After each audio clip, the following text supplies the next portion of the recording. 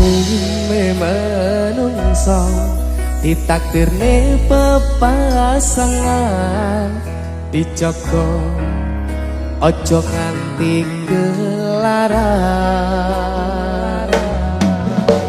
Gusti nyiptakne ati ben iso ngrasani dicintai nyaman nyanding sliramu.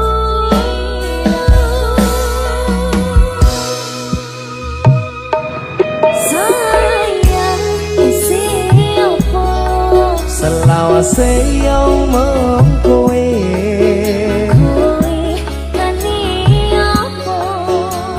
sing paling tak tresno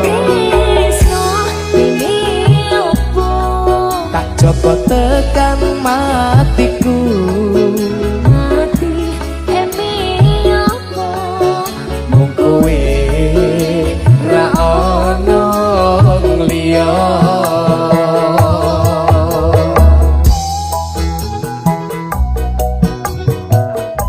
Dedi Pak Mas Edi ngerti umumnya menungso dek? umumnya berpasangan pengen pasangannya mau karo sampai pengen dicintai ngono kuwi to sak lawase Mas ya tak gawe nyaman kowe. Halo dek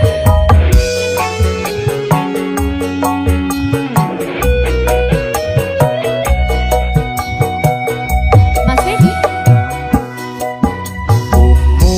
menungso ditakdirne pepasangan dijogo ojo nganti kelaran. Gusti nyiptakne ati ben iso ngrasani dicintai nyaman nyanding sliramu. Mas Edi sayang isi opo Selawase yo mung kowe kowe kani opo kowe sing paling tak tresno tak coba tekan matiku mati emi opo mung kowe ra ono liya. Adela Suwi-suwi audio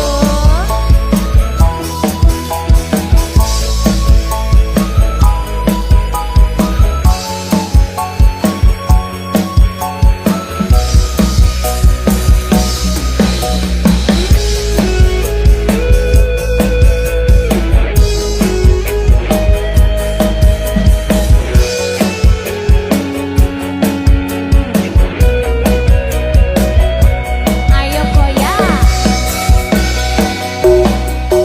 umume menungso ditakdirne pepasangan dijogo ojo nganti kelaran.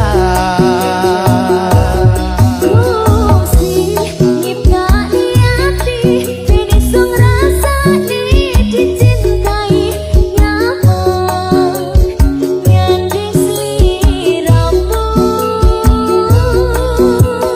Sikat